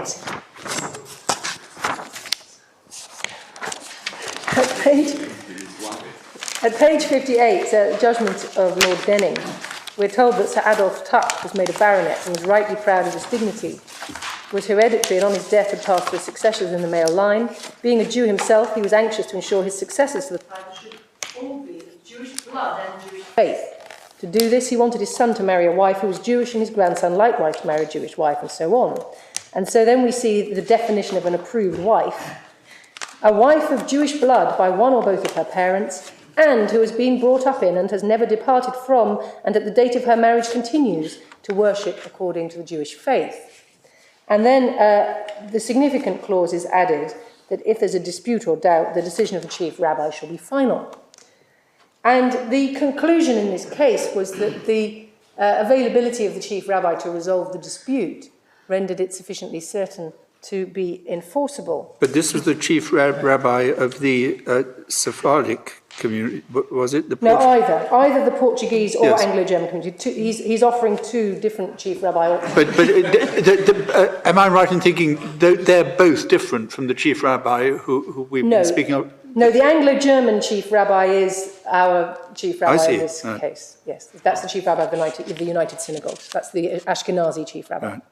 This is an interesting example, actually, of two different ethnic subgroups, because Sephardim and Ashkenazim are probably different ethnic subgroups within the overall Jewish ethnic group. But at least either parent would do. Either parent would do. But what is significant? He got it wrong, hadn't he? Well, perhaps he got it right by the... But the key point here again is that we see again in this case that the court has no difficulty in distinguishing between Jewish blood or Jewish parentage or Jewish descent, which is a racial question, and the practice of the Jewish faith, which is a religious question. And we submit that's the distinction that's also referred to by Mr. Justice Slynn in the Cedar case, when he says discrimination against Jews could either be racial or religious. He means it could either be because you're a Jew, or it could be because you practice the Jewish religion. He doesn't mean Lord Panik's third category of religious status. What's significant about those two cases is that not only that, of course, that the Clayton case in particular predates the Race Relations Act, but both of those cases were cited in Mandler. And Mandler, of course, is a case which takes the whole debate on a stage further, because it's never really been particularly controversial that Jews would be an ethnic group for the purposes of the Race Relations Act. It's very hard to conceive that Parliament would have enacted a Race Relations Act without intending to protect Jews, given the history of the 20th century. But the proposition that Sikhs were also an ethnic group protected by the Race Relations Act was somewhat more radical. And one therefore sees that differences of view were formed in the Court of Appeal and in the House of Lords in Mandler. And the Court of Appeal decided that Sikhs were not an ethnic group for the purposes of the Race Relations Act, and did so contrasting them with Jews, who it accepted were members of an ethnic group for that purpose. And if your Lordships and your Ladyship turn to tab 2 in this new bundle. It's quite an odd decision, because all three members of the Court of Appeal said that ethnic came from the Greek word ethnos, yes, and gave completely different versions of what the primary meaning was in Greek. Well, my understanding is it only means that ethnos means group, so it doesn't help anybody. Yes, I think Lord Denning was the one who was the furthest off. But and of course, I don't suggest that the analysis here is correct, because we know from the House of Lords that it was too narrow and too strictly racial. But what's significant is that even on the too narrow, strictly racial analysis, the Court of Appeal would have concluded that Jews were an ethnic group for the purposes of the Act. And we see what Lord Denning... Sorry, where do we find this? This is tab 2 of the new authorities bundle. Yes, this is the Court of Appeal, not the House of Lords. So we're going to look at the House of Lords in a moment. But this is the Court of Appeal, of course, overturned by the House of Lords in Mandler. And we see at 9, we see Lord Denning discussing this interesting question of the meaning ethnic. And he says ethnos means heathen. And then at G on page 9, he says, why are the Jews given as the best known example of ethnic grouping? What is their special characteristic which distinguishes them from non-Jews? To my mind, it's a racial characteristic. Shorter Oxford Dictionary describes a Jew as a person of Hebrew race. Some help can be found in our law books, and he cites Clayton and Tuck that we've just looked at. And then he says that the condition will be void because a Jew may mean a dozen different things, may mean a man of the Jewish faith. Even if he was a convert from Christianity, he'd be of the Jewish faith, or it may mean a man of Jewish parentage, even though he may be a convert to Christianity. It may suffice if his grandfather was a Jew and his grandmother was not. The Jewish blood may have become very thin by intermarriage with Christians, but still many would call him a Jew. All this leads me to think that when it said of the Jews that they're an ethnic group, it means the group as a whole share a common characteristic, which is a racial characteristic. Now, we know that that is too narrow, and that the definition of an ethnic group should be broader, but we submit what's distinctive there is that it's not doubted in any of these cases that whatever broader definition may be given to the concept of ethnic origin, what is certainly included is Jewish parentage. And that then does bring me to the House of Lords in Mandler, which is volume A4. Say it again, sorry. Authorities volume 4.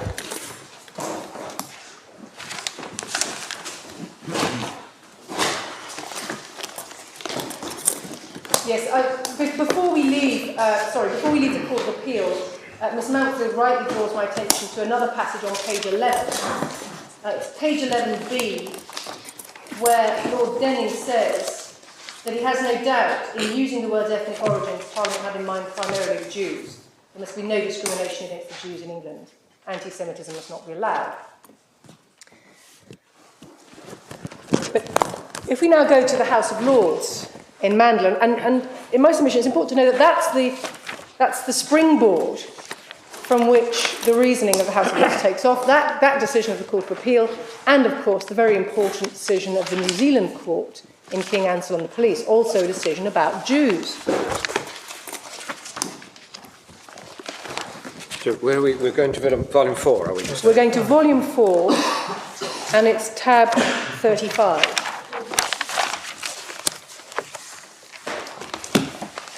And we do submit that a proper analysis of this decision is actually the key to this case, and is the key to the question which Lord Clark, with respect, addressed as the crucial question. And if we start at page 561, there is a passage which I believe that Lord Panic didn't read before. Starting at page 561D, Lord Fraser, he says, I recognise that ethnic conveys a flavour of race, but it cannot have been used in the Act of 76 in a strictly racial or biological sense. For one thing, it would be absurd to suppose Parliament can have intended that membership of a particular racial group should depend upon scientific proof that a person possessed the relevant distinctive biological characteristics, assuming that such characteristics exist. The practical difficulties of such proof would be prohibitive. It's clear Parliament must have used the word in some more popular sense. For another thing, the briefest glance at the evidence in this case is enough to show that within the human race there are very few, if any, distinctions which are scientifically regarded as racial. And then he quotes some very important passages in my submission from Lord Simon in the Ealing Borough Council against the Race Relations Board case about the need to adopt a broad approach to the construction of the term ethnic origins and racial origins in the Race Relations Act. That, of course, was the Race Relations Act 1968. Lord Simon said, racial is not a term of art, either legal or, I surmise, scientific. I apprehend that anthropologists would dispute how far the word race is biologically at all relevant to the species amusingly called Homo sapiens. A few lines lower down, after quoting part of section 1.1 of the Act, the noble and learned Lord said, this is rubbery and elusive language.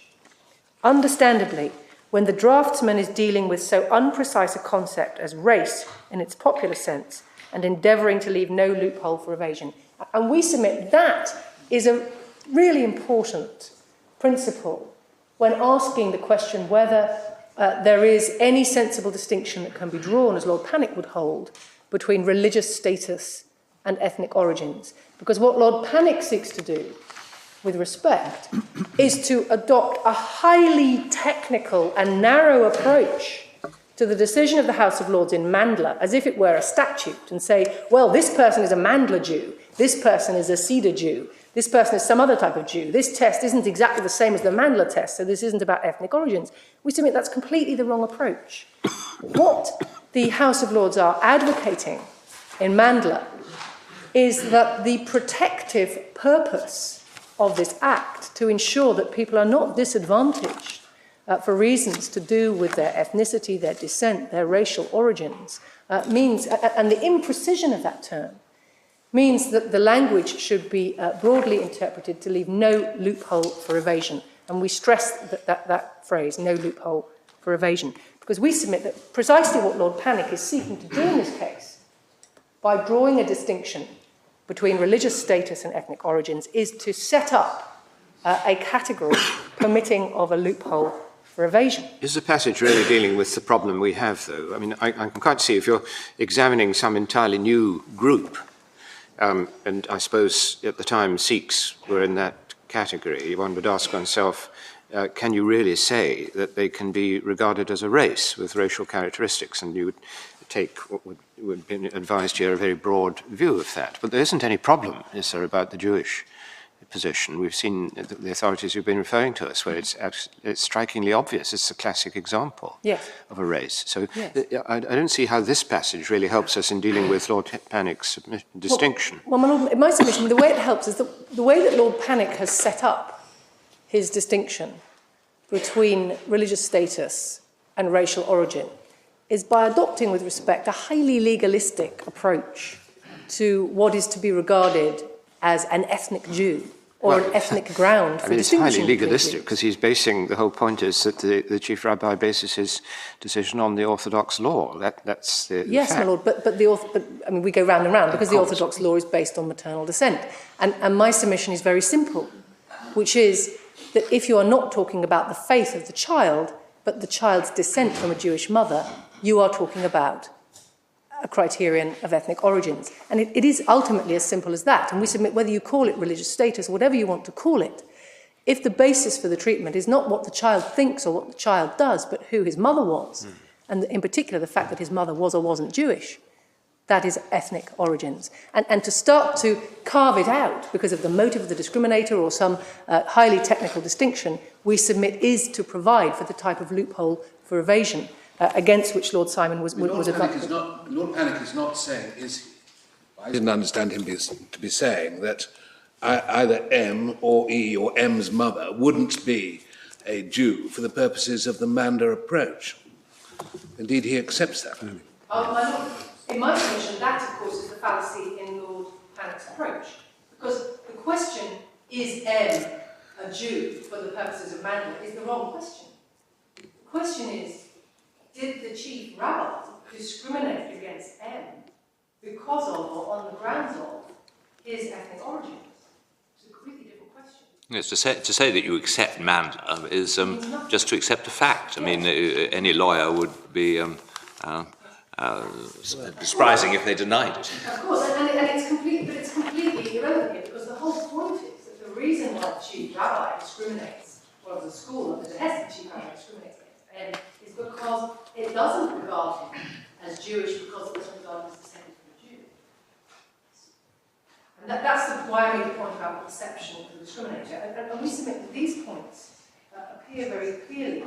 So can I just be clear? I mean, you're not saying that Jews are a race. No? So well, I'm just trying to be clear about that because we looked at the House of Lords case during the wartime case, which seemed to describe them, unless I mistook it, as a race. Yes, that of course was before. I know, of course I understand, but in the Race Relations Act, 3.1, Section 3.1, has race in the definition. I just wanted to be quite clear why one slipped from race to ethnic or national origins. Because you're talking about a biological thing or something like that, which sounds to me, you might have been saying, I mean, is it because it's too rubbery, or what is the reason? The reason it's biological, of course, is because it's descent. But Lord Panic was right to say descent per se does not equal race discrimination. It was descent from who? And in this case, it's descent from a member of a particular ethnic group perceived by the discriminator. Because the discriminator perceives the mother as not being Jewish, but the child is not perceived as Jewish. So it's descent from a member of a particular ethnic group in the perception of the discriminator. It's not because he isn't descended from a member of a particular race. Well, in my submission, you can't really make a clear distinction between ethnic group and race in that way. Indeed, in the BBC Scotland and Souster case, the Scottish Court of Session suggested that there may really be no significant difference between racial and ethnic grounds, racial and ethnic origins. And certainly doesn't matter for the purposes of this case. What's significant in this case is that the reason why M is not regarded as a Jew is descent from someone that the discriminator is not regarded as a Jew. The House of Lords in Clayton were undoubtedly envisaging a link which, had they known about DNA, you could have determined simply by looking at the DNA, i.e. you trace it right back to tribes. In Clayton? Yes. That was their concept of the Jewish race. It was something genetically linked. That would seem to be so. And of course, in Mandler, the concept becomes much broader because it's no longer being defined in biological terms. It's being defined in sociological terms, in terms of the cultural affiliation, shared history, experiences, and crucially, religious customs and religious beliefs. A group that is only linked by religion, such as the Muslims, is not an ethnic group. but religion will very often be integral to, and we submit, inextricable from, the ethnic identity of an ethnic group, such as the Jew or Sikh. Which is one of the reasons why we say that the attempt to distinguish religious status and ethnic status is doomed to failure, because the two are intertwined when one looks at the position of the Jews. The next point is the recognition, important recognition by the House of Lords in Mandela that an ethnic group may absorb converts. May do what? Absorb converts. So that you don't have to be born into an ethnic group to become a member of it. And we see this at the letter G on 564. A group defined by reference to enough of these characteristics would be capable of including converts. For example, persons who marry into the group and of excluding apostates. And then this, provided a person who joins the group feels himself or herself to be a member of it and is accepted by other members, then he is, for the purposes of the Act, a member. And of course, what's critical we submit here is the perception of the discriminator that M's mother is not a member of the group because her conversion is not accepted. And that's why we say this is part of ethnic origins. Though interestingly, there are two sides of this concept you can convert into, yes, or you can convert out by apostasy.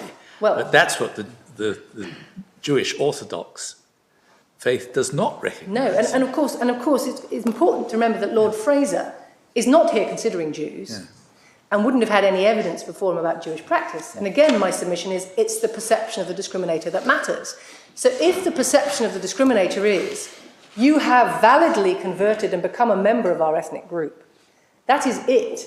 You cannot leave the ethnic group. You may become a practicing Catholic, but you are still a member of our group.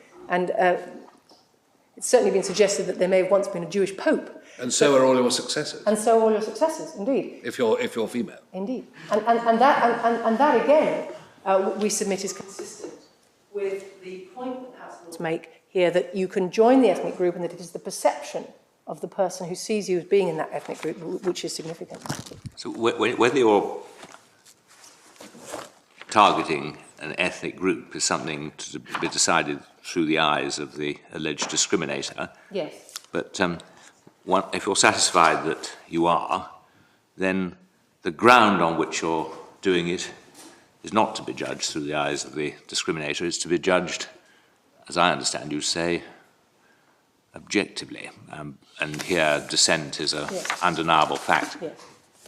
Yes. I just wondered whether, suppose the case were the other way round. Suppose that religious discrimination were banned before racial discrimination. There was a society which believed that religion was, in relation to schooling, should be entirely irrelevant.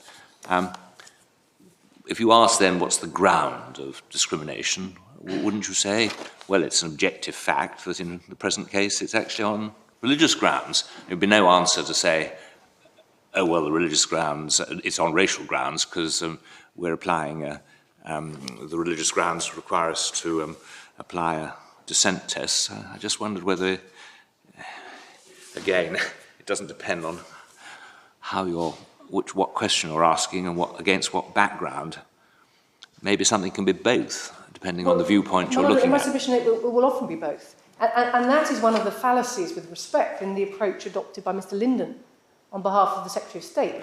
With respect to Mr. Linden, his attempt to construe the Race Relations Act down by reference to the Equality Act 2006 was hopeless.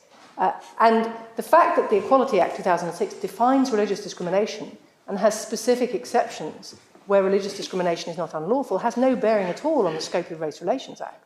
And there will be circumstances in which one form of treatment will fall foul of both acts. Certainly there will.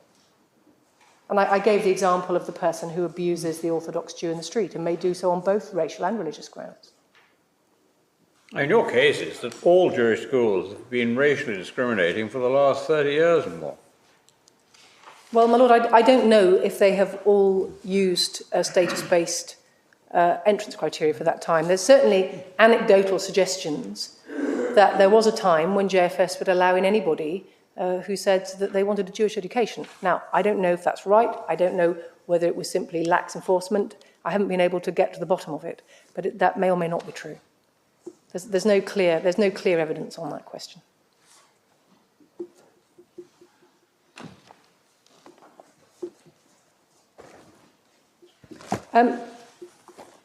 Still in Mandler, and I'm shortly going to finish, but before we leave it, at page 563, at the top of the page, one has to remember that Mandler itself was an indirect discrimination case under the old Section 11B. And under the old Section 11B, the question was whether members of a particular racial group were placed at a disadvantage. It was more difficult for them to comply with a requirement or condition than members of other racial groups. And that's why Mandler talks about racial groups and not racial grounds, which of course is the question now under both Section 11A and Section 11A. But we see consideration of Section 11A at the top of 563. This view does not involve creating, there's the point, sorry, at the bottom of the previous page. It's possible for a person to fall into a particular racial group either by birth or by appearance. And it makes no difference, so far as the Act of 76 is concerned, by which route he finds his way into the group. So that's the convert absorbed into the group. This view does not involve creating any inconsistency between direct discrimination under paragraph A and indirect discrimination under paragraph B. A person may treat another relatively unfavourably on racial grounds because he regards that other as being of a particular race or belonging to a particular racial group, even if his belief is from a scientific point of view completely erroneous.